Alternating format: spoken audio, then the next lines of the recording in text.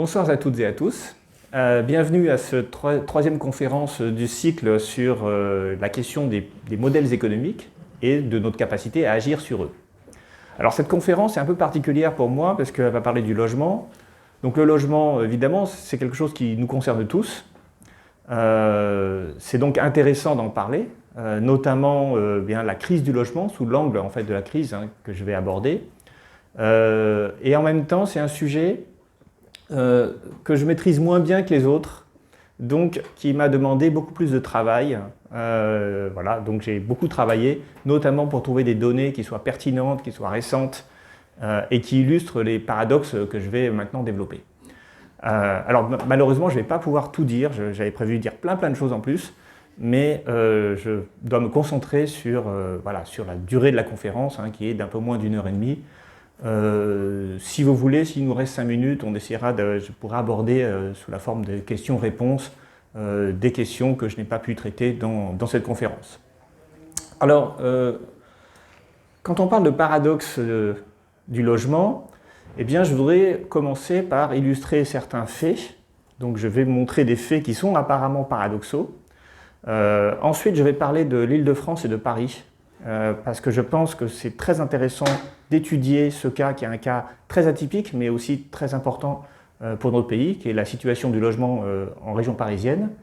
Et puis enfin, j'aborderai les solutions traditionnelles, celles qu'on met en œuvre, leur utilité, leurs limites, et puis éventuellement, puisque c'est un peu le thème de ce cycle, eh bien, des solutions qu'on pourrait mettre en place et qui ne sont pas mises en place. Et pour comprendre ces solutions un peu hétérodoxes que je vais proposer, il faut évidemment qu'on comprenne les enjeux du logement aujourd'hui, et c'est ça que je vais commencer à faire. Alors d'abord, premier paradoxe, enfin premier élément, nous avons un nombre de logements qui croît plus vite que la population française en général. Alors vous voyez quelques chiffres, en 1968, la France métropolitaine, alors je m'intéresse ici uniquement à la France métropolitaine, parce que si on rajoute les territoires et les départements d'outre-mer, les choses sont un peu différentes. En France métropolitaine, nous avions en 1968 18,3 millions de logements pour 49,7 millions d'habitants, soit une moyenne de 2,72 habitants par logement. En 1990, on avait beaucoup plus de logements, on avait 26,2 millions de logements pour 56,6 millions d'habitants, soit 2,16 habitants par logement. Et puis en 2021, on avait 36,2 millions de logements, donc vous voyez 10 millions de plus qu'il y a 21 ans. Et 65,5 millions d'habitants, soit 1,81 habitants par logement. Donc ça, c'est le premier élément qui est intéressant, c'est qu'on produit plus de logements que la population ne croît. Et en même temps, eh bien, on a de plus en plus de logements et une proportion de logements de plus en plus grande qui est inoccupée.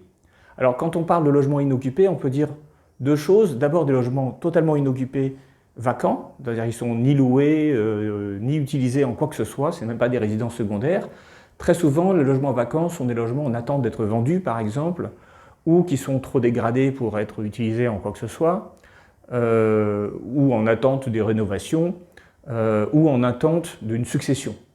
Parfois, ça pose aussi, voilà, c'est très lent pour arriver à savoir qu'est-ce qu'on va faire d'un logement qu'on a reçu en succession. Et puis il y a aussi les logements occasionnellement occupés, c'est-à-dire soit qui sont loués sous forme de résidences de touristes, soit plus souvent en fait ce sont des résidences secondaires dans lesquelles les propriétaires vont passer quelques semaines par an, mais ils sont en général inoccupés. Alors quand on regarde l'évolution de ces logements, vous voyez là c'est un petit tableau qui montre les catégories de logements. Donc on a ces ensembles de logements dont on a parlé tout à l'heure, entre 1968 et 2021, donc vous pouvez aussi regarder que les chiffres évoluent bien de la même façon. Et puis nous avons donc la part des logements en résidence principale, qui est majoritaire évidemment, et puis les logements secondaires ou vacants. Et quand on fait la somme des logements secondaires et vacants, eh bien on a un chiffre ici, qui est le chiffre de la dernière ligne. Donc en 68, eh bien 13,31% des logements étaient soit vacants, soit résidents secondaires.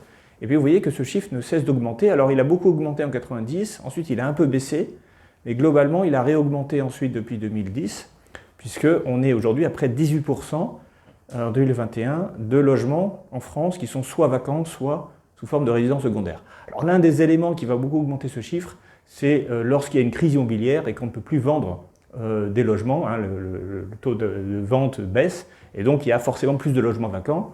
Et ce qui est intéressant aussi, c'est de regarder les logements, les résidences secondaires, hein, qui ont beaucoup augmenté. Vous voyez, on était à 2 900 000 en 1999, hein, et puis 3 500 000 en 2021. Alors, donc, de plus en plus de logements vides, ou loués, ou utilisés occasionnellement. Et en même temps, donc ça c'est le premier paradoxe, vous voyez, il n'y a jamais eu autant de personnes mal logées ou de sans domicile.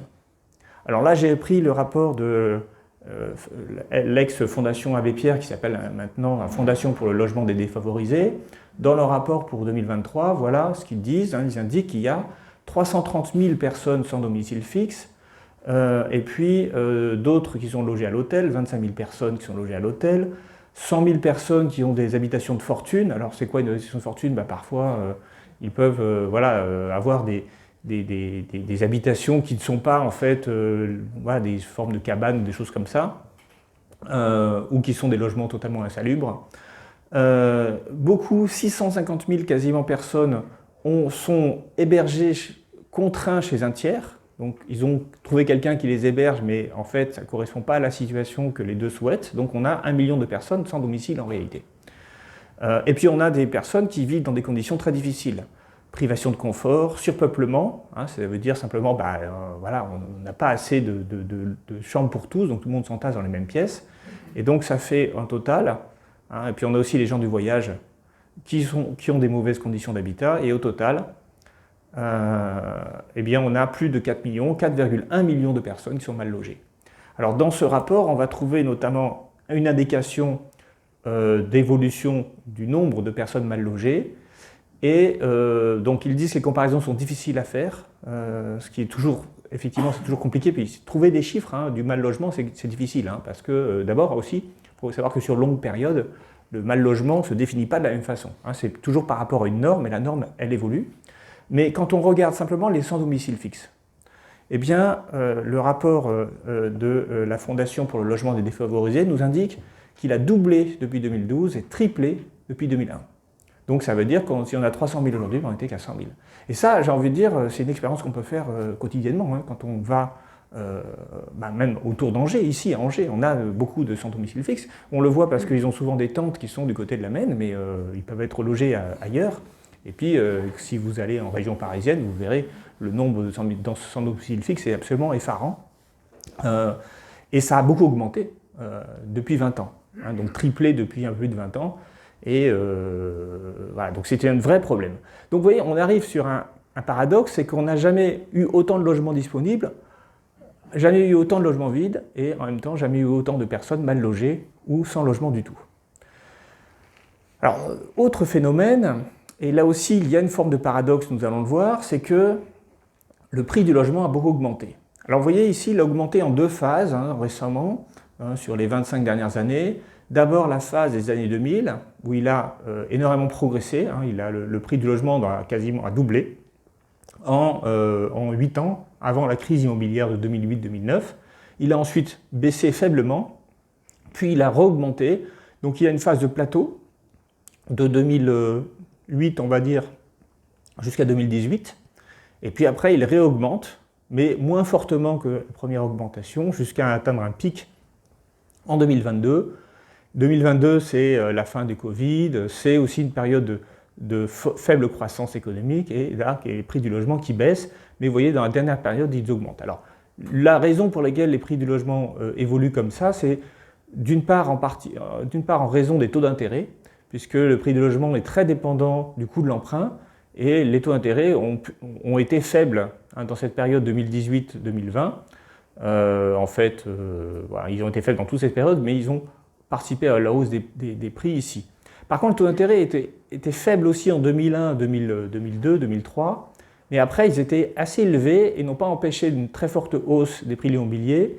Et là, on va voir que c'est en partie lié à la métropolisation et aux transformations économiques de la France.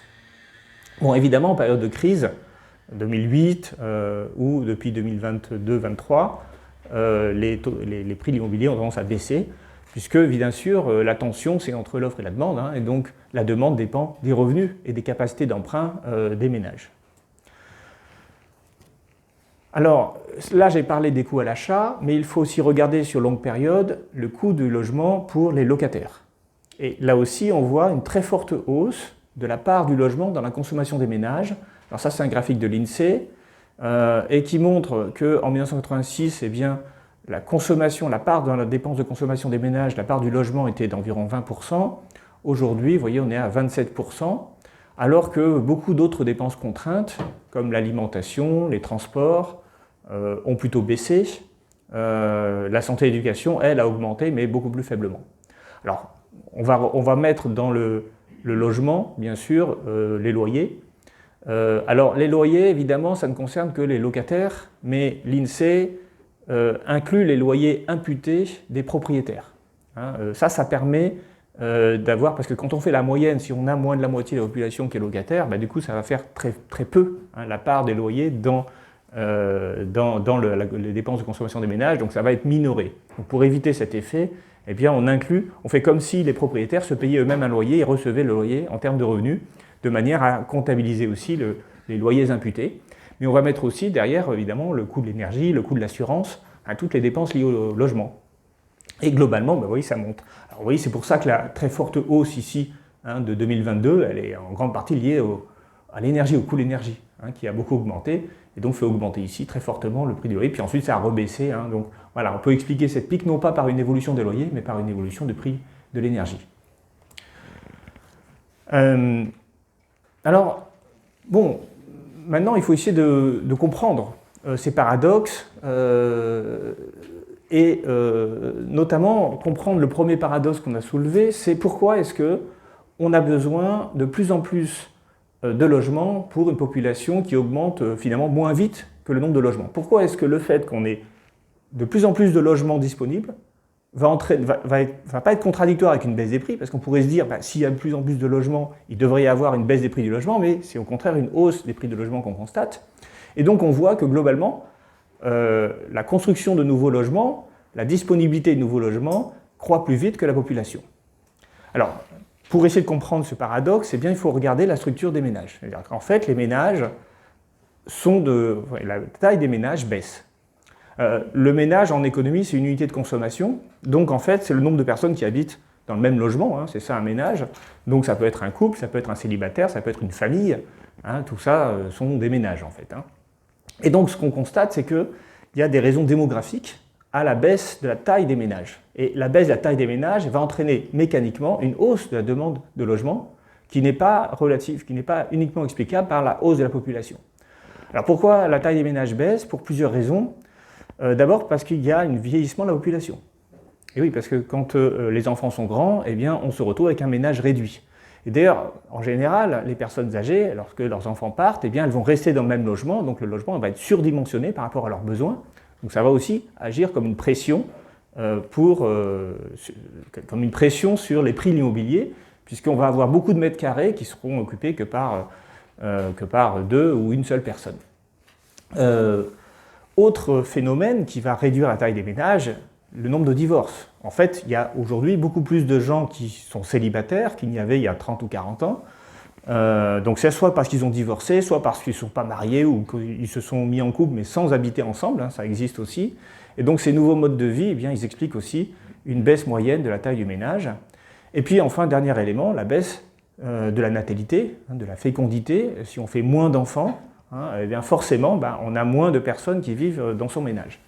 Et donc c'est la raison pour laquelle finalement on est passé de 2,7 à 1,8 en nombre de population par ménage. Alors bien sûr, cette moyenne ne veut pas dire que c'est la taille moyenne des ménages, puisqu'il y a beaucoup de résidences vides, comme je l'ai dit, mais globalement, la baisse du taux d'habitants par logement, eh bien, elle s'explique par le fait que la taille des ménages a baissé. Et donc si la taille des ménages baisse plus vite que le ratio habitants sur logement ne baisse, eh bien, ça explique la tension qui reste, en fait, malgré tout, dans la demande de logement. Mais on n'a pas tout expliqué, puisqu'on n'a pas expliqué un autre élément très important, qui est pourquoi est-ce qu'il y a de plus en plus de logements vides.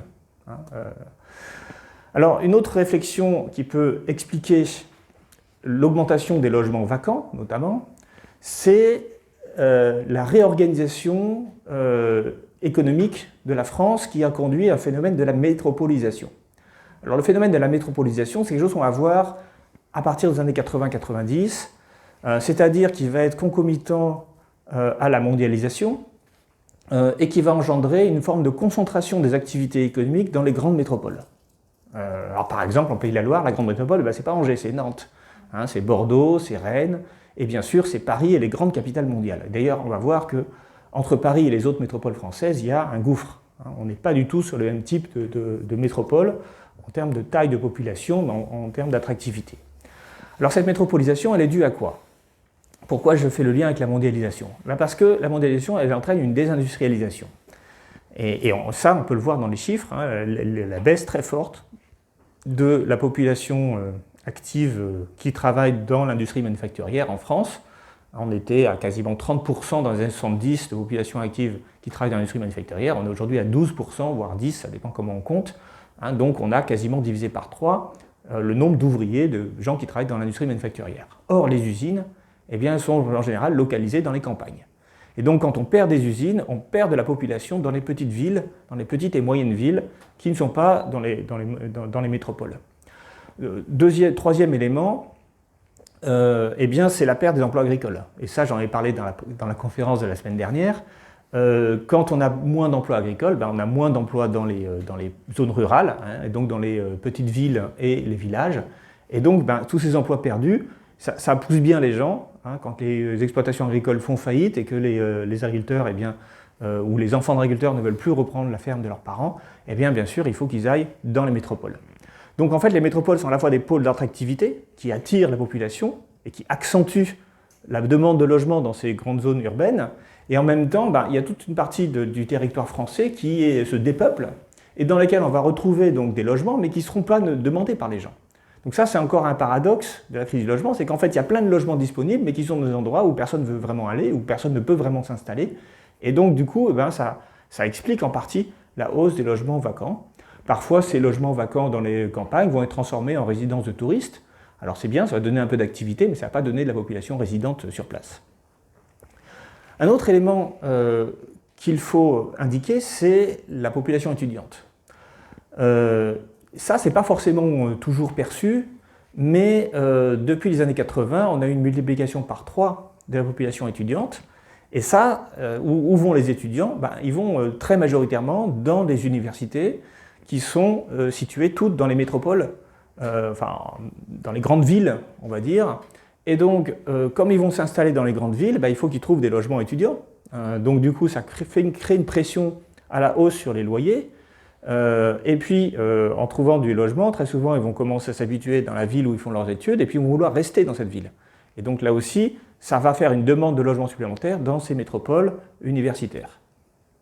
Enfin, on a un dernier élément, et je vais y revenir parce que c'est un des éléments structurants dont on ne parle jamais, c'est l'effet des inégalités nationales et mondiales. Depuis les années 80, il est évident que les inégalités de revenus, de patrimoine, ont beaucoup augmenté en France et dans le monde entier. Plus d'ailleurs dans le monde entier en général qu'en France. Et ça pousse à des comportements de consommation, d'achat immobilier qui sont différents. Et quand on a des populations très riches qui cohabitent avec des populations plus pauvres, eh bien les populations riches vont investir dans la pierre. Elles vont acheter des résidences secondaires pour elles-mêmes, pour leurs propres loisirs, ou elles vont acheter des biens immobiliers pour les louer à des populations plus pauvres, et donc récupérer comme ça, avec cet investissement, le montant des loyers. Les inégalités mondiales, elles vont avoir pour effet de créer une classe de personnes hyper riches qui a énormément d'argent, enfin des milliardaires, hein, pour le dire très clairement, mais des milliardaires, en fait, il y en a beaucoup dans le monde, plus, hein, ou des gens qui ont des centaines de millions de dollars de patrimoine. Et ces gens-là, eh bien, ils vont aussi se mettre à acheter des biens immobiliers, notamment dans les grandes capitales, pour avoir des pieds-à-terre, pour leur famille, pour leurs amis.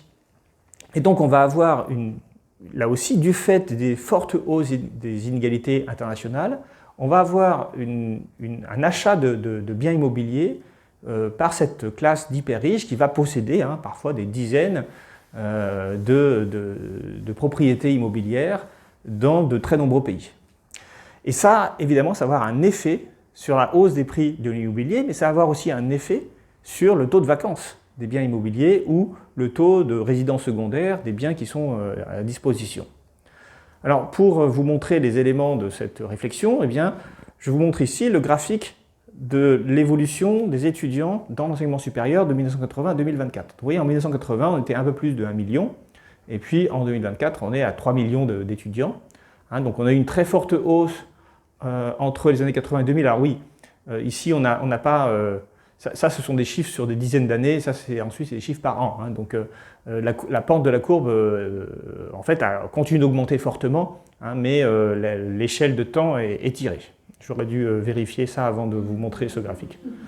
Voilà, donc ça donne une représentation faussée.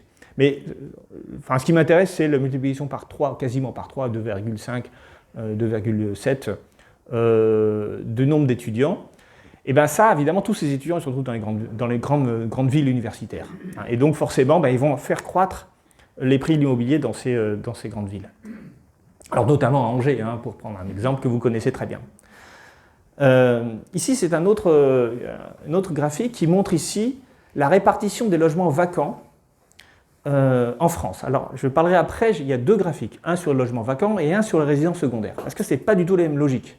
Les logements vacants, je l'ai dit, c'est les logements qui deviennent vacants du fait qu'il n'y a personne pour les acheter, parce qu'ils sont dans des zones rurales à faible attractivité, dans lesquelles les emplois ont beaucoup perdu, on a perdu beaucoup d'emplois, et donc on a beaucoup perdu de population.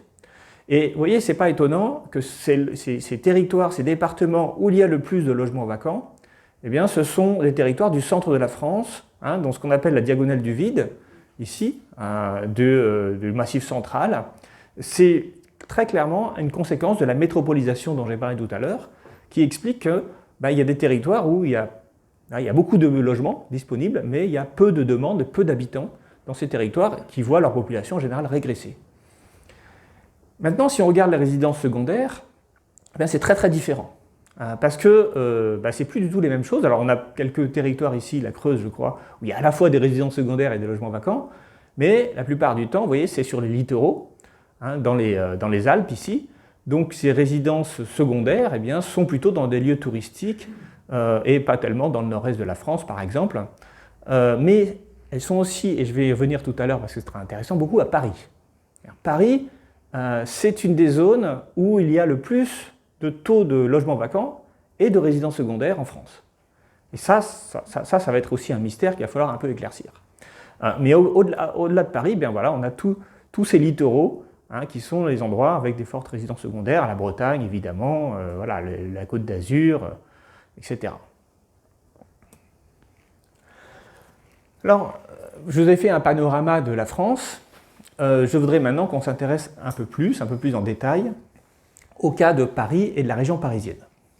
Alors là aussi, on a un énorme paradoxe, puisque la région Île-de-France est clairement une des régions les plus attractives en France. C'est la région où la population globale a augmenté le plus fortement depuis le 19e siècle. Vous voyez, en 1800, alors j'ai un graphique de très long terme, mais qui s'arrête en 2011, mais je vais vous montrer des graphiques plus récents après. Non, je n'ai pas de graphique pour l'Île-de-France après, mais je peux vous dire qu'aujourd'hui, en Île-de-France, il y a 12,4 millions d'habitants, au 1er janvier 2024. Ici, on a l'évolution depuis 1800, et donc on voit une croissance continue, quasiment, sauf dans les années 40, pendant la Seconde Guerre mondiale, mais après, ça a beaucoup augmenté, notamment pendant les 30 Glorieuses, et ça continue d'augmenter. Donc on a une région, Île-de-France, qui est très attractive, qui attire beaucoup de gens. Ça, c'est le phénomène de métropolisation dont j'ai parlé, qui s'accentue ici dans les années 70-80 et qui s'explique par le fait de la forte attractivité de la région, du fait de toute l'industrie, de tous les services, de tous les centres administratifs qui sont concentrés là-dedans. Maintenant, quand on regarde Paris, ce n'est pas tout à fait la même chose. Paris avait beaucoup plus d'habitants au début du XXe siècle, dans les années 1920. Vous voyez, on avait quasiment 3 millions d'habitants à Paris.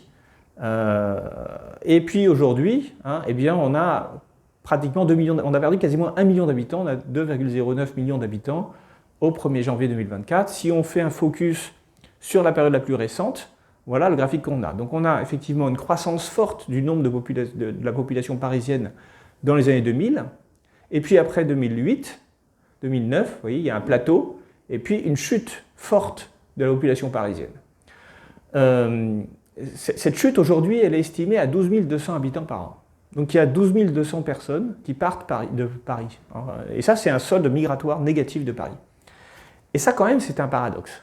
Parce que Paris est normalement la capitale de la France, peut-être l'endroit où les gens veulent le plus vivre. Alors peut-être pas vous, hein, vous êtes content de vivre à Angers aussi, mais c'est quand même l'endroit en France où il y a le plus d'opportunités professionnelles, où il y a le plus d'industrie culturelle, de choses à faire. Et donc pourquoi il y a une baisse aussi importante que ça de la population parisienne? C'est une grande question. D'autant plus que Paris, c'est la ville-centre d'une vaste métropole, hein, d'une zone urbaine en fait, qui comprend toute l'Île-de-France. Hein, c'est la zone d'attraction de Paris, c'est toute l'Île-de-France. Et on a vu que cette zone, elle continue de progresser en population. C'est-à-dire que l'Île-de-France voit sa population progresser, alors que la ville-centre, Paris, voit sa population régresser. Et à un rythme quand même qui est extrêmement élevé. Hein. Je veux dire, vous attendez 5 ans et vous avez la population de Saumur qui a disparu. C'est ça que ça veut dire aujourd'hui la baisse de la population de Paris. Et donc, c'est un mystère. C'est d'autant plus un mystère que quand on regarde la structure de logement parisien, je vous l'ai dit tout à l'heure, eh bien, il y a plus de logements vacants en 2021 à Paris, 19,2%, qu'en moyenne en France. Et quand on regarde quels sont les logements qui sont les plus importants, ben on voit que c'est souvent les résidences occasionnelles, hein, mais aussi les logements vacants qui ont énormément progressé. Entre les 68, on avait 41 000 logements vacants, et on est à 120 000 en 2019. Je n'ai pas le chiffre pour 2021, mais j'ai les proportions, hein, 19,2%. On voit aussi la même chose, hein, des résidences secondaires qui ont considérablement progressé. Alors vous voyez qu'il y a une régression des résidences secondaires entre 90 et 99. On a aussi, au moment des crises immobilières, vous voyez, une baisse, enfin après les crises immobilières, on a on a une baisse du nombre de logements vacants. Alors c'est pas logique, parce que je dis que généralement ça a augmenté au moment des crises immobilières, mais il faudrait voir un peu plus dans le détail les chiffres, hein, pour être certain. Mais globalement, eh bien, il y a beaucoup de logements vides à Paris. Et là aussi, quasiment 20%, hein, donc c'est considérable, dans une ville où on a les problèmes de logement les plus aigus de France. Alors quand on regarde où sont les logements vacants, logements inoccupés, ici, donc par des logements inoccupés, donc c'est-à-dire logements vacants plus logements résidents secondaires, eh bien vous voyez, ils se concentrent au cœur de Paris. Donc, vous voyez, c'est encore un paradoxe, et plus on se rapproche du cœur de l'Île-de-France, moins on a de logements disponibles. Bon, alors vous avez compris le problème. Le problème, il vient, enfin je pense que vous avez compris, il vient du fait qu'il y a, attendez, je vais vous montrer ça après, le problème, il vient du fait qu'il y a de plus en plus de gens qui vont acheter des logements sur Paris et qui ne vont pas les occuper, en fait. Soit pour faire du meublé touristique, mais en réalité, c'est beaucoup plus structurel que Airbnb, hein.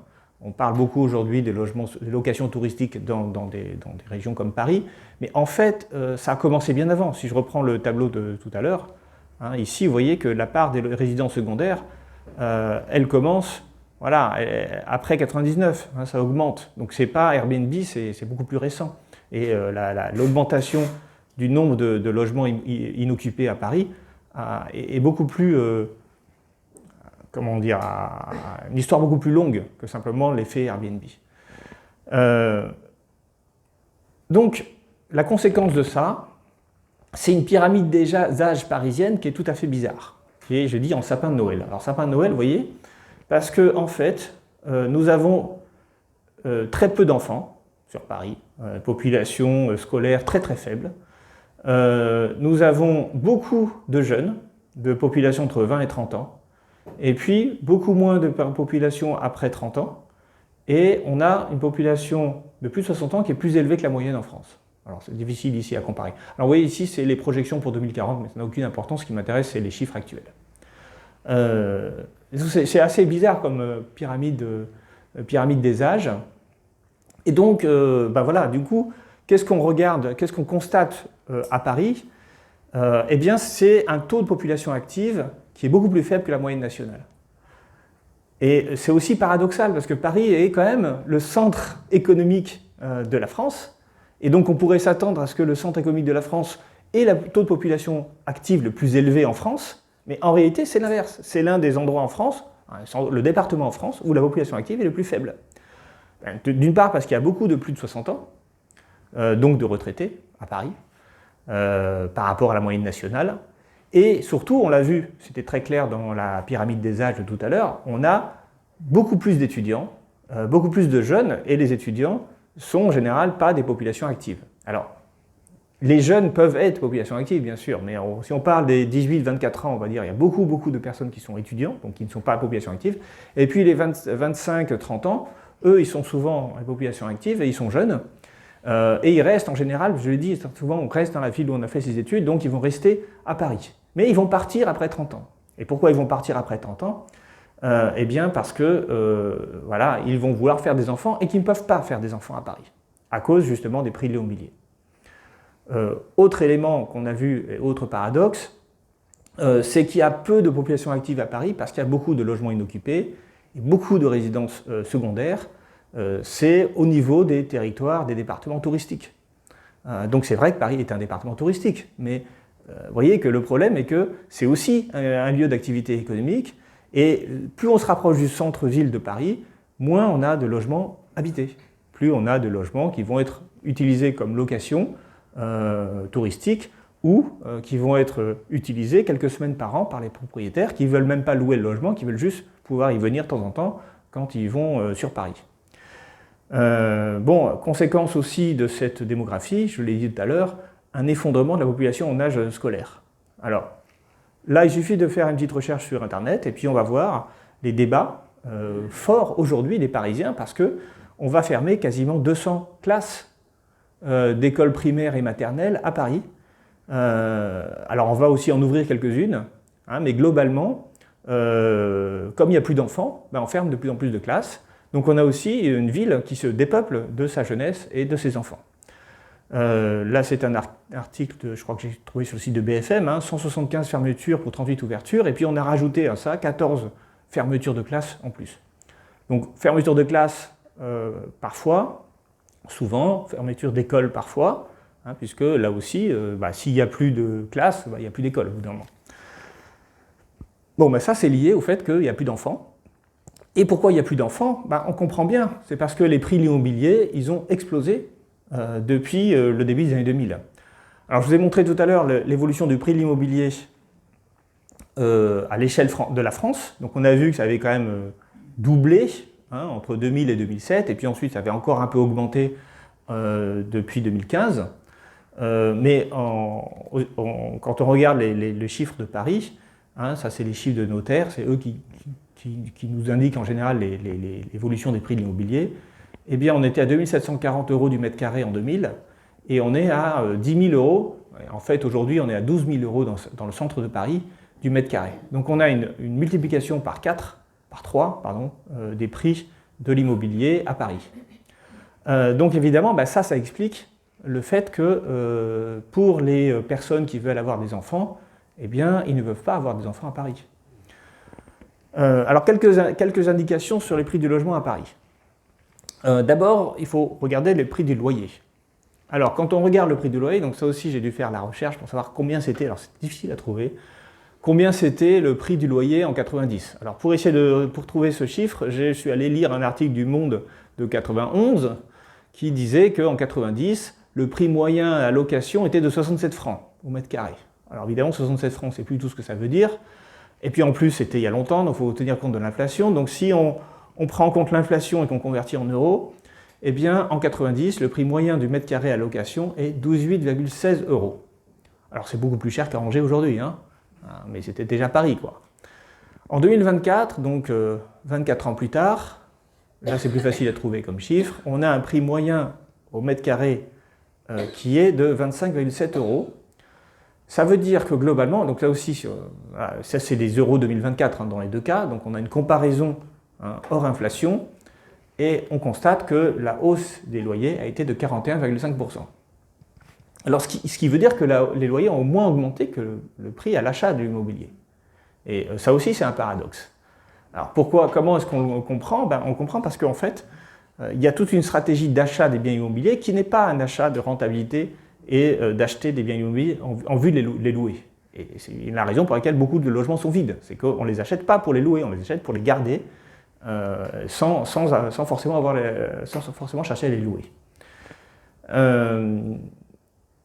L'évolution du prix de l'achat, du prix d'achat à Paris depuis 1996, donc 1996 c'est juste avant la grande hausse des prix de l'immobilier. En 1996, donc ça j'ai repris les documents des notaires, en 1996 le prix à l'achat de l'immobilier au centre de Paris, donc là j'ai pris le centre de Paris, les arrondissements les plus chers, mais histoire de comparer l'évolution, c'était 2 780 €, mais si on prend en compte l'inflation, ça correspond à 4 337 € en 2024, aujourd'hui. Donc en 2024, le prix est de 12 400 €. Donc, vous voyez que là, la hausse dont on parle, c'est une hausse de 186%, donc c'est quasiment une multiplication par 3 du prix à l'achat d'immobilier. Alors ici, je voudrais juste vous faire un petit calcul qui va vous montrer, là encore, un dernier paradoxe, ou en tout cas, quelque chose que j'étais curieux de découvrir, parce que je savais qu'il fallait le calculer, mais je n'étais pas sûr du calcul. C'est combien a-t-on gagné par mois si on a acheté un appartement en 1996 et qu'on le possède toujours en 2024? Quelle plus-value on a fait? Je parle ici d'un achat sans rien. On ne loue pas, on ne fait rien, on achète l'appart et puis on regarde sa valeur qu'il a pris 24 ans plus tard, enfin 28 ans plus tard. Alors, si on reprend les chiffres ici, les chiffres que j'ai indiqués, donc vous avez un 80 mètres carrés, un appartement normal, pas un énorme appartement, pas un petit appartement, un appartement familial, on va dire, 80 mètres carrés habitables. Vous multipliez ces 80 mètres carrés par 4 337 € en 2024. On va calculer ça hors inflation, on va gagner le gain net hors inflation. Et 28 ans plus tard, eh bien, votre appartement, il vaut 1 million d'euros. J'ai fait le calcul parce qu'il vaut 12 400 € le mètre carré. Eh bien, ça veut dire que vous avez fait un gain sur 28 ans de 650 000 €. Rien qu'en termes de plus-value immobilière. Ce qui correspond en fait à un gain de 2 000 € par mois pendant 28 ans. Donc ça veut dire que la hausse du prix de l'immobilier, en fait, et ça c'est indépendamment du fait que vous l'avez loué, l'appartement. Vous l'avez juste acheté, vous n'avez rien fait avec, vous l'avez juste gardé, fermé à clé, vous n'avez rien fait avec, et à la fin, c'est comme si vous aviez gagné 2 000 € par mois pendant 28 ans. Donc c'est un salaire. Ça, c'est un prix de rente, c'est un gain de rente, ce n'est pas du tout un gain d'activité. Et donc, vous voyez, là, on a aussi un problème, c'est que les actifs ne peuvent plus habiter à Paris, les familles ne peuvent plus habiter à Paris, mais les rentiers, eux, ils peuvent acheter, et ils peuvent même s'épargner le fait de louer leur appartement, et ils vont gagner 2 000 € par mois, en moyenne. Alors, bien sûr, les gains passés ne sont pas des gains futurs. On ne peut pas présager ce qui va se passer à l'avenir. Mais tout de même, on a quand même ici quelque chose qui est, je trouve moi, absolument hallucinant. Donc on a en fait un gain ici qui s'ajoute au gain qu'on peut faire en plus, bien sûr, si on loue. Et si, d'ailleurs, le loyer augmente sur la période de 41,5% en moyenne. Donc ça veut dire qu'on a loué moins cher en 96, et puis progressivement, chaque année, on peut augmenter son loyer de l'évolution moyenne des loyers. Et donc, à la fin, on a gagné au niveau patrimonial, et puis on a gagné en termes de revenus des loyers. Donc, l'investissement à Paris en 96 était une très bonne idée. Donc, si vous voulez revenir en arrière 28 ans plus tard et acheter un appartement à Paris, alors le problème, c'est que, c'est que 350 000 €, c'est quand même une somme, Mais enfin, c'est possible, c'est une somme que des ménages moyens peuvent avoir. Et à l'époque, pour des ménages moyens, c'était possible d'acheter sur Paris. Ce qui est devenu aujourd'hui impossible. On passe, vous voyez, c'est le même appartement, il valait 350 000 €, maintenant il vaut 1 million d'euros. 350 000 €, si on emprunte sur 25 ans, c'est possible pour un couple. C'est tout à fait possible d'acheter pour un couple de classe moyenne. 1 million d'euros, c'est pas possible en fait.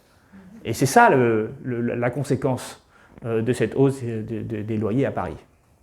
Bon, alors on voit qu'il y a une très forte demande pour les logements qui explique sans doute la hausse des prix de l'immobilier. Mais pourquoi est-ce qu'il y a une forte demande, une forte hausse des prix, alors que la population parisienne baisse, notamment dans la dernière période?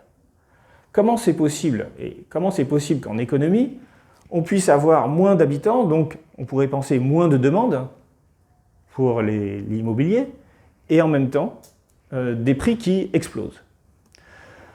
Bon, en fait, il faut comprendre que la réponse, c'est que ça ne va pas dans le sens traditionnel. Ce n'est pas la demande qui augmente et qui fait augmenter les prix, c'est la hausse des prix qui expulse des populations et qui, du coup, baisse la population de Paris.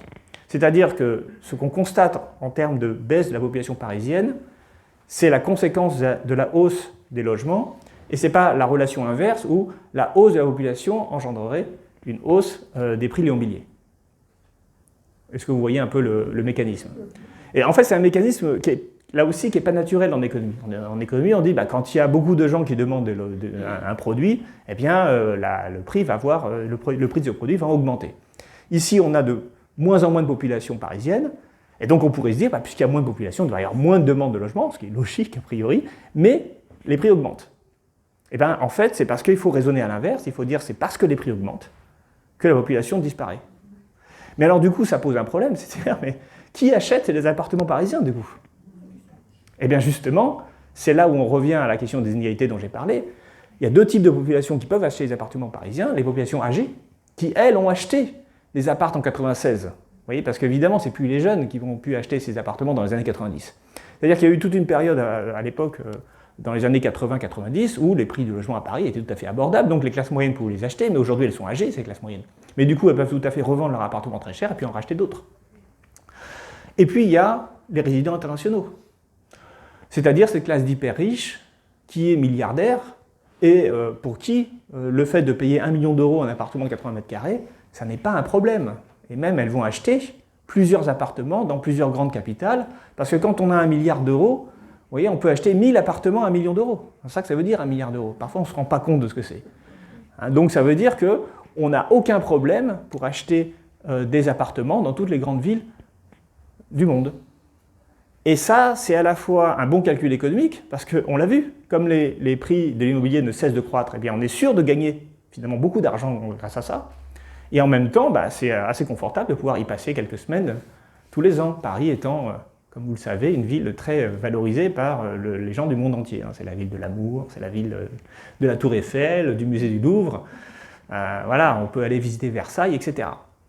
Donc là, on a un effet mondialisation qui est qu'une partie très faible de la population mondiale, mais avec un énorme pouvoir d'achat, n'en a rien à faire des prix, et donc peut de toute façon toujours acheter, quel que soit le prix des biens immobiliers. Et donc ça participe à deux phénomènes qu'on a vus. D'une part, augmenter les prix de l'immobilier, d'autre part, augmenter le taux de vacances, le taux de non-occupation des biens immobiliers parisiens. Et là, il faut aussi avouer une chose, c'est que ce que j'ai dit pour Paris n'est pas spécifique à Paris. Alors, bien sûr, Paris, c'est caricatural. On l'a vu quand même, c'est une exception à l'échelle de la France, puisque voilà, on a vu que quand on regardait les résidences secondaires, elles étaient plutôt sur le littoral, et puis tout d'un coup, on voit apparaître Paris. Et c'est tout à fait pas normal, parce que dans toute la région parisienne, toute la région autour, il n'y a rien. Mais en fait, des problèmes similaires se posent dans tout un ensemble de villes, déjà dans les grandes capitales mondiales, Londres, New York, San Francisco, Singapour, Berlin qui a vu ses prix de l'immobilier beaucoup augmenter depuis la réunification, Madrid, Barcelone. Barcelone, c'est une ville où les prix de l'immobilier ont aussi beaucoup augmenté. Bref, on a en fait, du point de vue des milliardaires, de la classe d'hyper riches, eh bien, il y a quelques villes, une vingtaine de villes, dans lesquelles on veut acheter des biens immobiliers, et on veut les acheter, pas forcément pour y vivre à l'année, mais pour y aller de temps en temps. Et puis on a aussi, alors, le même phénomène qui se passe, mais comment dire, pas forcément en raison de la mondialisation, mais en raison des riches de France, donc là les inégalités nationales, qui vont augmenter le taux de résidence secondaire dans certaines villes touristiques. Bon, je pense à La Baule, à Guérande, la côte qui n'est pas très loin d'ici, où en fait l'hiver, les villes sont mortes, parce qu'il y a essentiellement des résidences secondaires.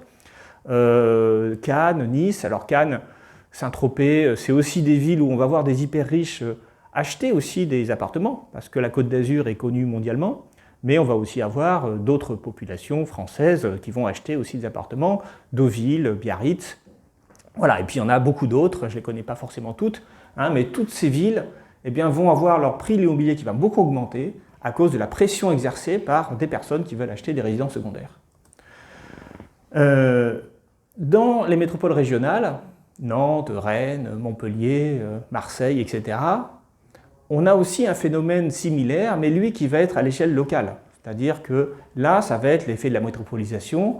On va voir les populations des villes environnantes ou de la région, la grande région autour, qui vont chercher à se loger dans ces grandes villes et qui vont acheter aussi pour spéculer en partie. Hein. C'est-à-dire que comme on s'attend à la hausse des prix de l'immobilier, on se dit c'est un bon investissement d'acheter la pierre.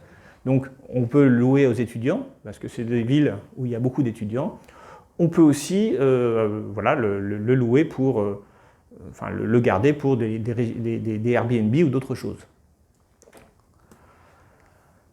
Bon, alors, vous voyez, je vous ai un peu décrit les choses. On a déjà commencé à voir les problèmes que cette dynamique des prix de l'immobilier et du logement exerçait sur la société, mais je voudrais être un peu plus spécifique. Pourquoi est-ce que c'est un problème? Parce qu'après tout, on pourrait dire, d'accord, c'est les lois de l'offre et la demande, après tout, c'est pas grave, il y a moins de gens qui vont vivre à Paris. Bon, so what? Les gens ils vont vivre dans d'autres petites villes, peut-être que ça va permettre comme ça à d'autres villes de voir la population augmenter. En réalité, ce que je veux essayer d'expliquer ici, c'est que cette dynamique du logement, elle est préjudiciable pour tout le monde. Elle a des coûts énormes, des coûts sociaux et économiques très importants. Le premier coût social qu'on peut voir, c'est la disparition des actifs à Paris. Qui habitent à Paris ne veut pas dire qu'il n'y a pas d'emploi à Paris.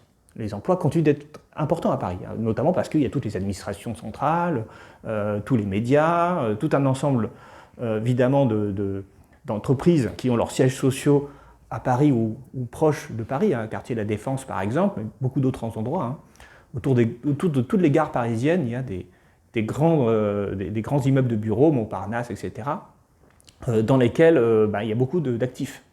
Le problème, c'est que ces actifs qui travaillent donc sur Paris ne peuvent pas se loger à Paris. Donc, que va-t-il se passer? Ils vont s'exiler en petite et grande couronne. Et alors là, le souci, c'est que ça va entraîner une congestion des transports.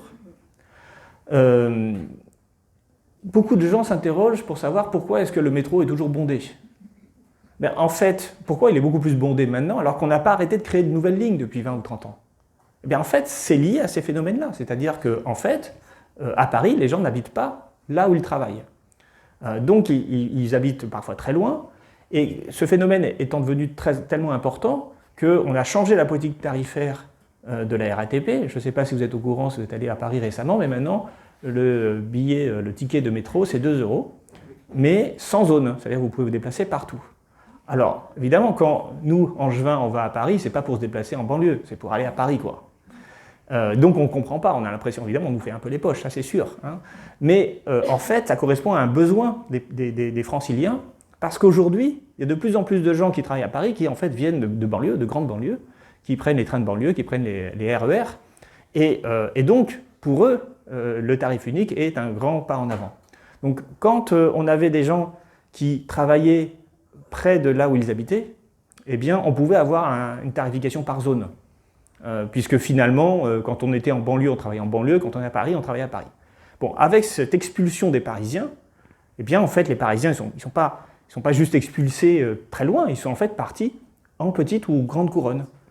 Et là où les logements sont plus abordables, là où il n'y a justement pas de pression de cette classe d'hyper riches qui peut acheter les appartes. Et donc ces personnes se retrouvent parfois à 20 ou 30 km de leur lieu de travail, et donc ils ont besoin d'avoir ces tarifs uniques, parce qu'ils vont faire essentiellement des multizones. Donc cette disparition, c'est cette année que ça s'est disparu les zones pour les tickets de métro, elle correspondait vraiment à un besoin des populations parisiennes. Alors il y avait auparavant la disparition des zones sur la carte orange, enfin la carte, ça s'appelle plus carte orange, ça s'appelle autrement. Mais, pardonnez-moi, je ne suis pas parisien. Navigo, c'est ça. J'ai beaucoup utilisé la carte orange quand j'étais étudiant. puisque je fais partie de ces étudiants qui étaient à Paris. Voilà, les passes Navigo, effectivement, multizones, donc avec un abonnement mensuel, eh bien, étaient déjà dézonés. Et maintenant, on a terminé le dézonage avec le ticket de métro. Bref, donc cette expulsion des actifs de Paris, eh bien, elle coûte très cher en transport.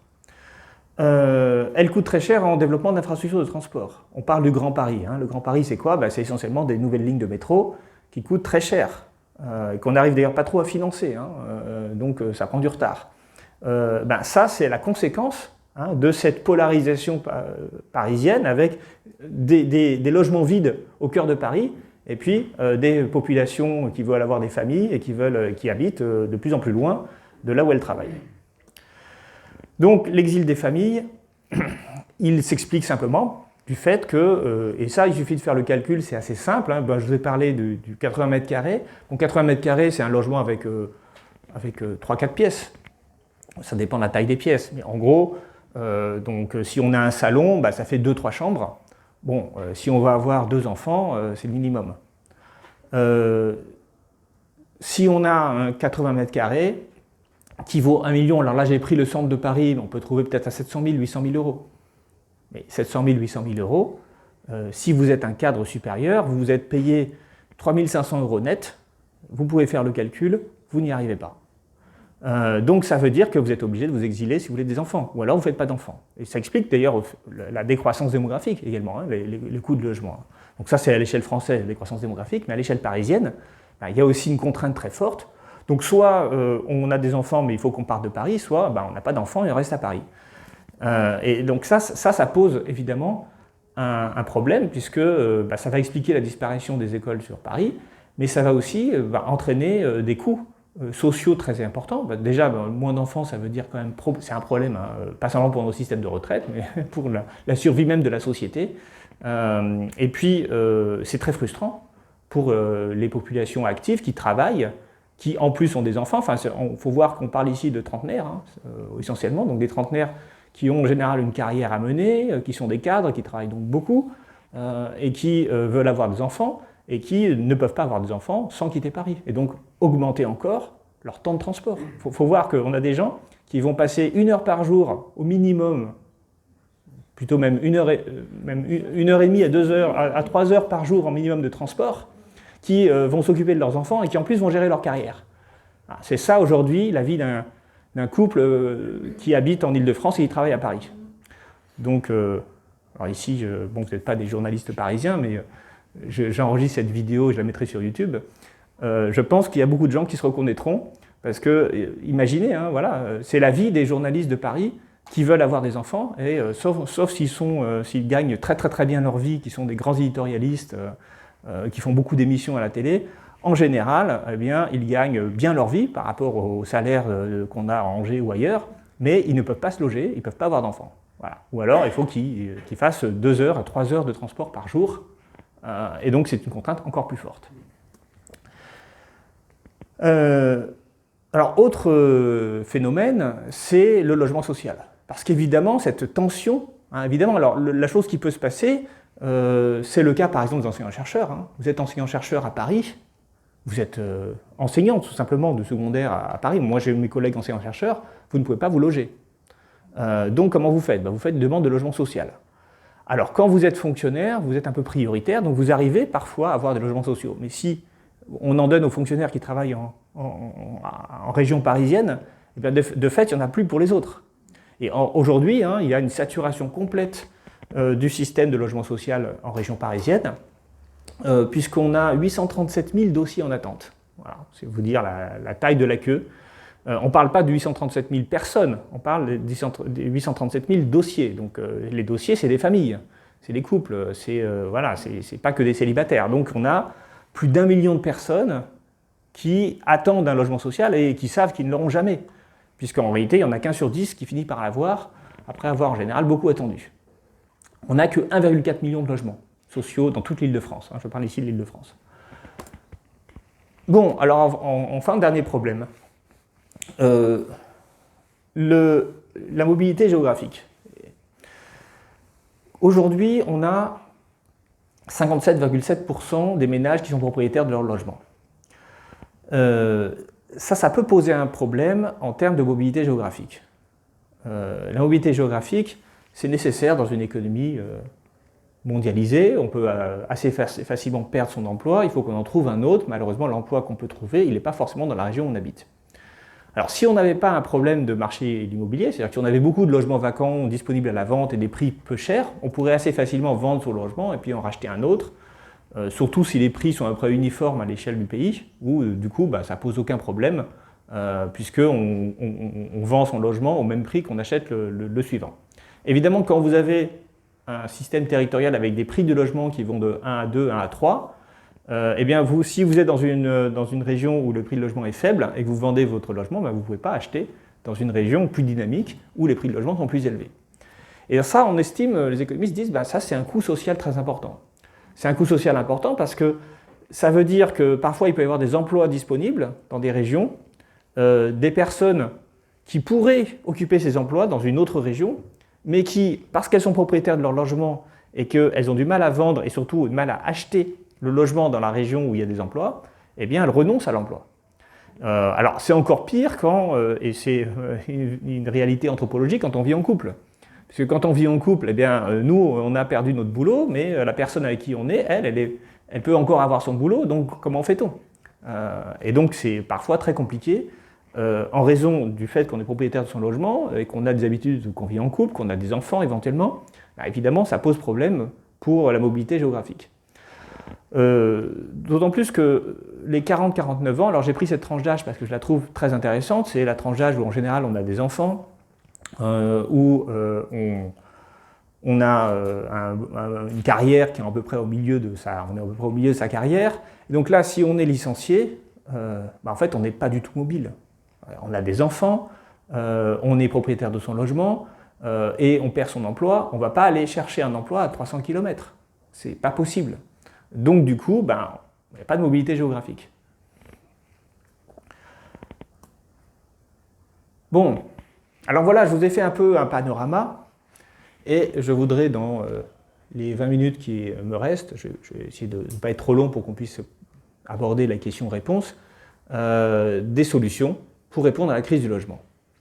Alors tout d'abord, cette crise du logement, elle ne date pas d'aujourd'hui. Dès la Seconde Guerre mondiale, il y avait un problème de recréation de logements, parce que beaucoup de logements avaient été détruits à cause de la guerre. On avait aussi toute une économie à reconstruire. Et donc, il fallait trouver une politique pour permettre de loger tout le monde. Pendant les 30 Glorieuses, on avait aussi un autre problème qui était les bidonvilles, qui ont beaucoup augmenté, du fait en partie qu'on a... comment dire, vous souvenez-vous, je vous ai évoqué la semaine dernière le problème de l'exode rural, c'est-à-dire qu'il y avait beaucoup de populations qui habitaient dans les campagnes, qui ont perdu leur emploi agricole, c'était l'objectif de la modernisation de l'agriculture, et donc ils sont allés en ville, mais en ville, il n'y avait pas toujours de logement. Là-dessus, on a aussi une population immigrée qu'on a fait venir parfois du Maghreb très souvent pour travailler dans nos usines dans les années 60, et donc on ne les payait pas suffisamment pour qu'ils puissent se loger, et donc on a eu beaucoup de bidonvilles. Donc il a fallu reconstruire après la guerre, il a fallu recréer des logements là où se trouvaient les usines, là où il y avait des villes industrielles. Et pour ça, le gouvernement a mené une politique au départ qui était le 1% logement, c'est-à-dire qu'on essayait de financer la construction de nouveaux logements par l'intermédiaire de ces 1% qui étaient prélevés sur la masse salariale des entreprises et qui étaient réaffectés à la construction de logements. Bon, ça a pas mal fonctionné, en même temps c'est ça qui a créé les grandes barres d'immeubles, les grandes cités dortoirs qu'on connaît aujourd'hui, qui parfois ensuite sont avérés poser problème, d'autant plus parce que finalement on accueille ici les ouvriers, qui en plus ont perdu leur emploi au moment de la désindustrialisation, donc ça crée encore plus de problèmes dans ces zones-là. Bref, néanmoins on a construit pendant quelques temps des immeubles qui étaient modernes, qui avaient des sanitaires. N'oubliez pas que dans les années 50, en Maine-et-Loire, on n'avait pas beaucoup de toilettes dans les maisons, c'était souvent dans le jardin. Et les logements des années 50 n'étaient pas du tout dans les normes d'aujourd'hui. Alors, cette politique de financement de la construction de logements, elle a été quand même utile. mais elle ne répond plus aujourd'hui aux besoins. L'un des besoins, c'est de faciliter donc la mobilité géographique, et pour faciliter la mobilité géographique, il faut proposer non pas des logements à la vente, mais des logements à la location. Et on a besoin d'avoir une part de la population active qui est locataire. On ne peut pas avoir que des propriétaires, parce que sinon tout est figé. Donc pour avoir des logements de location qui soient à des prix abordables, eh bien, on a imposé, avec la loi SRU, aux communes d'avoir une norme de 25% de logement social. Si elles n'arrivent pas à ces 25% de logement social, eh bien, elles doivent payer des amendes. Et alors ce qu'on constate, c'est qu'il y a un progrès. Certaines communes qui n'avaient aucun logement social ou très peu, eh bien, ont commencé à construire des logements sociaux. En même temps, il y a d'autres communes qui ont préféré payer des amendes parce que c'était pas... Parce qu'en fait, le problème du logement social, c'est que d'une part, ça change l'électorat. Donc quand vous avez un maire de droite qui s'appuie sur des classes moyennes ou supérieures, eh bien, si vous faites arriver des classes populaires dans sa commune, il risque de ne pas être élu en quelque sorte, surtout si le rapport gauche-droite est assez tendu. Il y a aussi la plainte des habitants. C'est-à-dire que les habitants ne veulent pas qu'on construise à côté de chez eux des logements sociaux parce qu'ils ont peur que ça dégrade la valeur de leur propre logement. Donc ça pousse à freiner la construction de logements sociaux. Une autre politique qu'on a menée, qui est utile, mais qui est insuffisante, c'est la politique d'allocation logement. Alors les allocations de logement, en fait, elles sont financées par le 1% logement. Donc au départ, les 1% logement, c'était beaucoup de ce qu'on appelle de l'aide à la pierre. Et puis on a aussi fait des aides à la location. Alors c'est utile et c'est nécessaire. Enfin, concrètement, il est impossible, inimaginable de dire bon, on va supprimer les allocations de logement parce qu'on a toute une population étudiante qui aura absolument besoin de ça parce qu'eux, ils n'ont aucun revenu ou très peu de revenus. Donc ils ne peuvent pas se loger. En plus, ils habitent forcément dans des villes universitaires, donc qui sont en général des villes plus chères que la moyenne. Donc on a besoin d'allocations de logement pour ces populations d'étudiants. Puis on a aussi besoin d'allocations de logement pour les familles, et notamment les familles monoparentales, où là, le coût du loyer devient très important quand vous êtes souvent une femme, parce que les familles monoparentales, c'est souvent des femmes avec des enfants. La question du logement, elle devient extrêmement embêtante. Et si vous n'avez pas des très hauts salaires, eh bien, vous êtes obligé d'avoir, vous ne pouvez pas vous loger si on n'a pas des allocations. Le souci des allocations de logement, eh bien, c'est que du coup, elles commencent à être intégrées dans le prix du logement. C'est-à-dire que les propriétaires, eh bien, ils se disent, vous êtes capable de payer, donc je vais augmenter mon prix du logement. Et souvent, lorsqu'il s'agit de logements pour les étudiants et pour les petites surfaces, eh bien, on va voir apparaître, parce que les grandes surfaces, c'est différent, mais les petites surfaces vont avoir un taux de loyer plus important au mètre carré que les moyennes et grandes surfaces, parce que justement, les bénéficiaires, ils bénéficient en général des allocations de logement. Voilà, donc elles ont un effet pervers, et en même temps, elles sont absolument indispensables, ces allocations de logement. Troisième politique qui a été menée récemment, l'encadrement des loyers. Alors, l'encadrement des loyers ne concerne pas toutes les villes, il concerne en fait assez peu de villes, mais il concerne Paris en particulier, Lille, et puis je crois Lyon aussi, mais je ne sais plus ce qu'il en est pour Lyon. Ça a été demandé, mais je ne sais plus si ça a été accepté. Il y a eu beaucoup de polémiques sur ces questions d'encadrement des loyers, puis donc il s'agit d'avoir un loyer de référence et qui évite aux propriétaires de faire payer des loyers plus élevés que ce loyer de référence. Alors, ça a des effets positifs, dans le sens où ça évite les abus de certains propriétaires. En même temps, ça a aussi des effets pervers, puisque ça peut inciter des propriétaires à ne plus louer leur logement. On a vu, on gagne beaucoup d'argent juste en gardant, sans rien faire. Mais aussi, ça peut aussi les amener à faire utiliser leur logement en tant que résidence de tourisme, puisque il n'y a pas de plafond pour les nuitées, comme il peut y avoir des plafonds pour les loyers.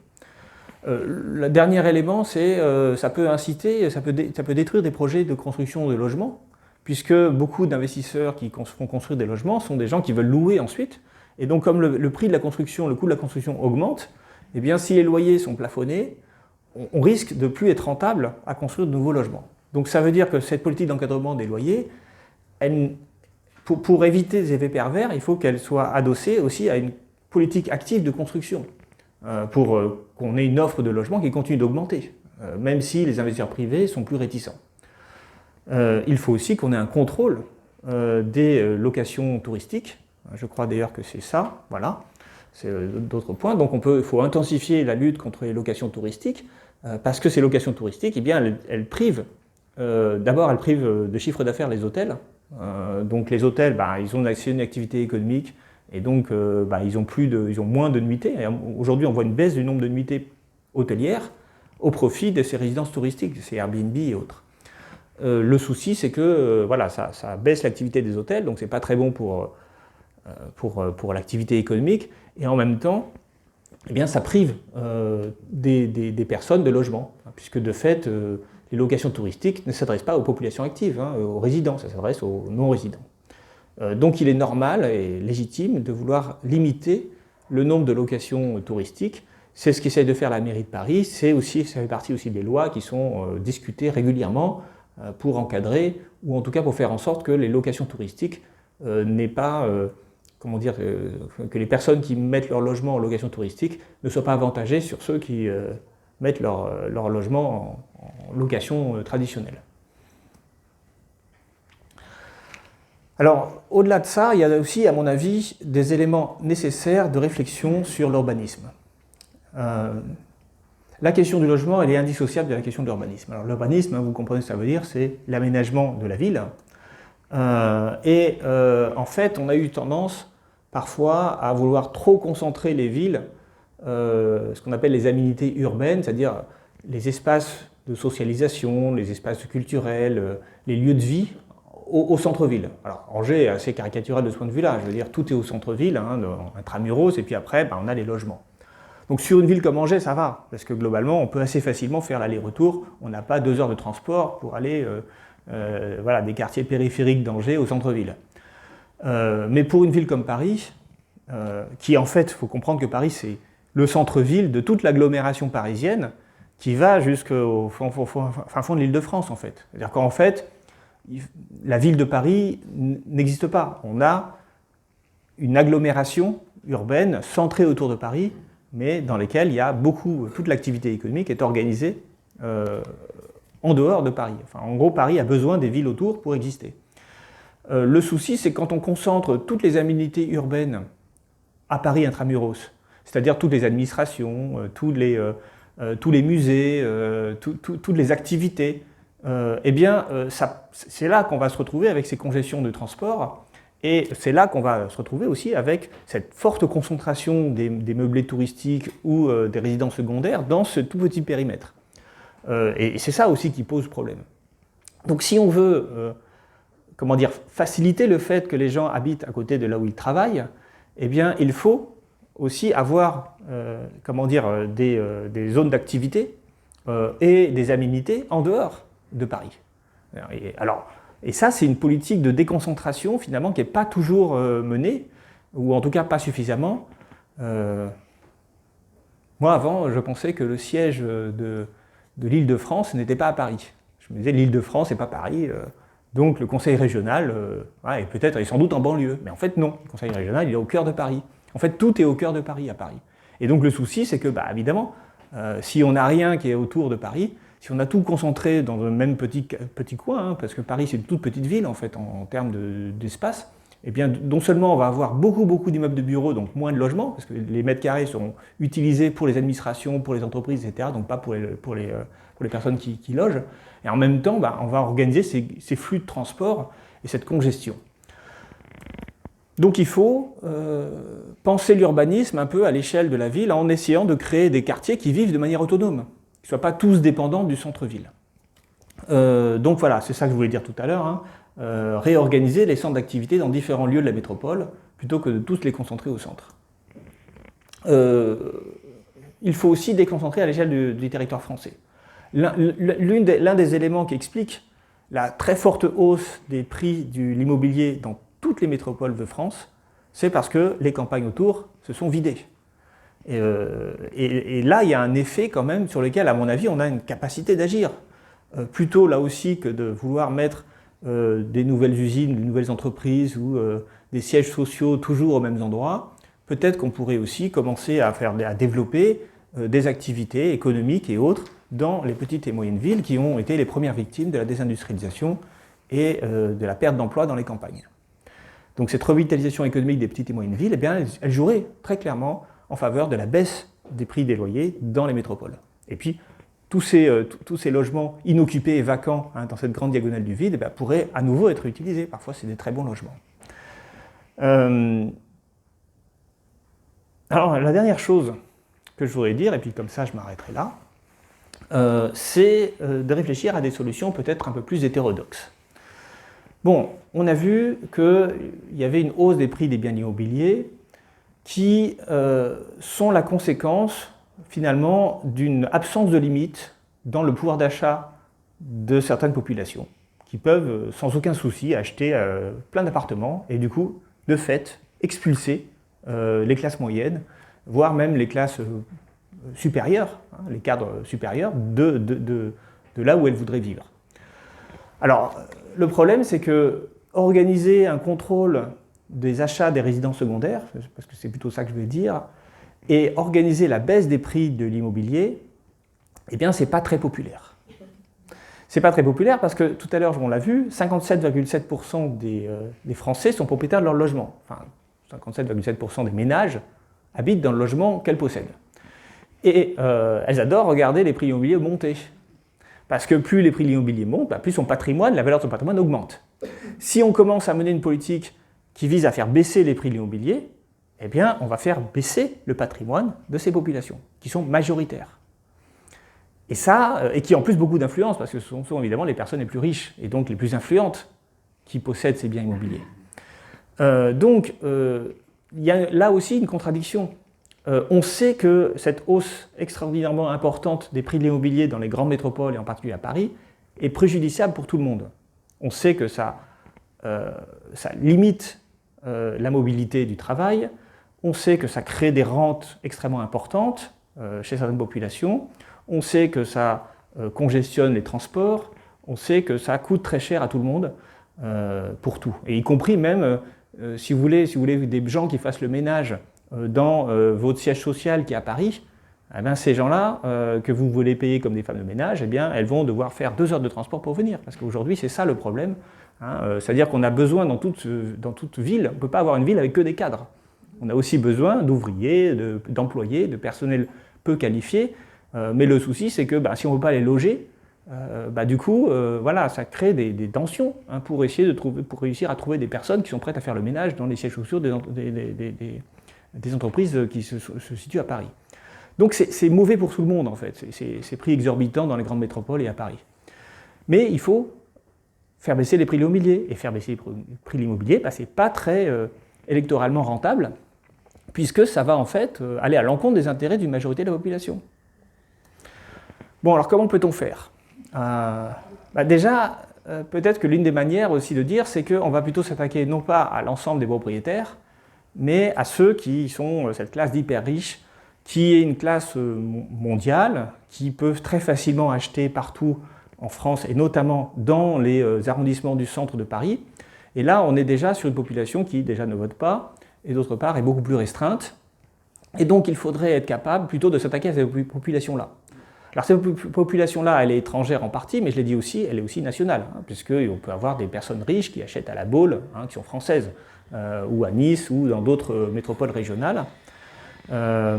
Et donc, pour ça, eh bien, qu'est-ce qu'on fait ? Eh bien, on peut par exemple interdire l'achat d'une résidence secondaire dans les métropoles où les prix des loyers sont très élevés.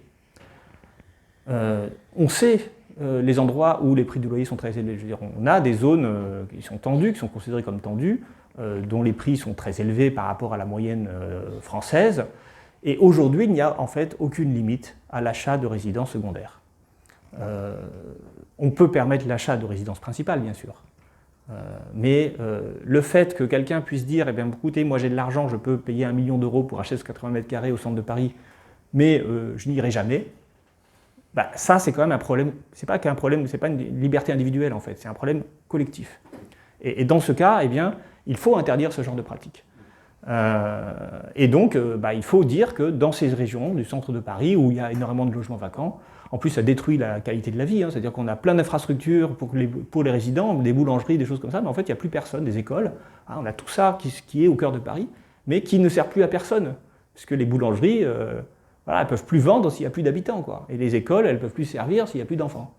Donc il y a quand même ici un problème social, un problème collectif, qui mérite une réglementation de ces achats de biens immobiliers dans certains quartiers, dans certaines villes, dans certaines communes, dans certains endroits de certaines communes. Bon, plus largement, même dans les zones touristiques qui ne sont pas Paris, eh bien, on peut réglementer, limiter l'achat des résidences secondaires. Alors là aussi, comment fait-on pour limiter, pour réglementer? À quelles conditions on accepte et quelles conditions on n'accepte pas? Alors, l'un des éléments qu'on peut faire, c'est déjà en partie fait, hein, mais vous savez, si vous avez des résidences secondaires, que vous payez une taxe d'habitation sur votre résidence secondaire. La taxe d'habitation a été supprimée, mais pas pour tout le monde. Alors, paradoxalement, elle a été maintenue là où on n'habite pas. C'est une taxe d'habitation, on devrait plutôt l'appeler taxe des résidences secondaires. Hein. Mais on pourrait aussi avoir un effet, comment dire, un effet multiplicateur pour la taxe foncière, par exemple. Ça donnerait des ressources aux collectivités territoriales. Bon, l'idée étant de désinciter à l'achat de résidences secondaires dans les endroits très tendus. Encore une fois, si vous achetez une résidence secondaire, voilà, enfin, je veux dire, dans le Limousin ou dans des communes où il n'y a pas de tension immobilière, il n'y a aucun souci. La question, c'est en fait que quand vous achetez une résidence secondaire, vous empêchez un actif qui veut s'installer de pouvoir s'installer. Donc soit vous achetez pour louer, dans ce cas-là, il n'y a aucun souci, soit vous achetez pour ne pas louer, et dans ce cas-là, eh bien, la société a le droit de contrôler votre achat ou de demander à ce que cet achat soit fait dans une autre logique que simplement celle de garder le logement vide. Alors un autre dernier problème qu'il faut résoudre, c'est le problème des logements vacants, qui sont vacants parce que, en fait, à la suite d'une succession, le logement est en indivision, c'est-à-dire qu'il est possédé par la fratrie, très souvent, et ils ne s'entendent pas sur ce qu'ils veulent faire. Et donc, pendant des années, le logement peut rester vacant sans être utilisé. Alors, ça, c'est un problème, en fait. Et encore une fois, ce n'est pas qu'un problème pour les frères et sœurs qui ne s'entendent pas. C'est un problème pour la société, c'est-à-dire qu'en fait, ça va pousser à la hausse des prix de l'immobilier. Et on sait qu'avec ce qu'on appelle le baby boom, hein, c'est-à-dire la suite du baby boom des années 45, enfin de l'après-guerre, on sait qu'il va y avoir quand même beaucoup de successions qui vont arriver dans les 10-20 prochaines années, beaucoup de maisons familiales, beaucoup de maisons dans des centres-villes qui seront très demandées par les actifs, et puis parfois, forcément, statistiquement, il va y avoir des frères et sœurs qui ne s'entendent pas, et donc ce logement qui va rester des années vide parce que personne n'arrivera à s'entendre pour le vendre.